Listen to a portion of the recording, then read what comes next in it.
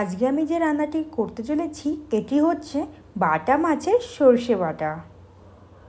খুবই easy and simple একটা recipe, খুব সহজেই বাড়িতে তোমরা বানিয়ে নিতে পারো।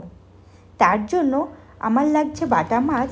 বাটা মাছগুলো ভালো করে ধুয়ে লবণ হলুদ দিয়ে ভেজে নিতে হবে।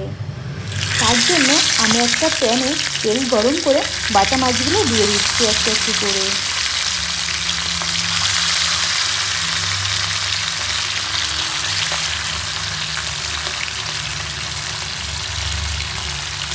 বাটা মাছগুলো হালকা ফ্রাই হলে আমি বাটা মাছগুলোকে উল্টে দেবো।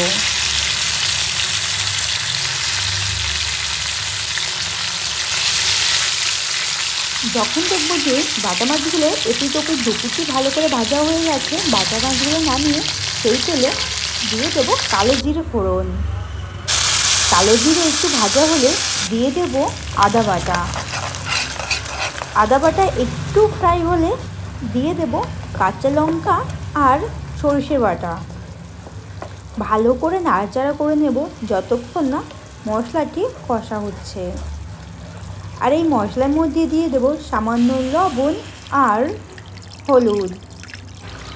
মশলাটি কষা করা হয়ে গেলে আমি এর মধ্যে জল দিয়ে দেব। জল দিয়ে ভালো করে ফোটানো হলে তারপর দিয়ে দেবো বাটা মাছ। বাটা মাছগুলো দেওয়ার পর কিছুক্ষণ জ্বালিয়ে নিতে হবে। ঝোলটা যখন একটু গাঢ় হয়ে যাবে তখনই নামিয়ে দিলেই রেডি বাটা মাছের সর্ষে বাটা। খুবই ইজি অ্যান্ড সিম্পল রেসিপি। যারা বাটা মাছ একদমই খেতে চায় না তাদের যদি এইভাবে বাটা মাছ রান্না করে দেওয়া হয় দেখবে চেটে পুটে খাবে সবাই।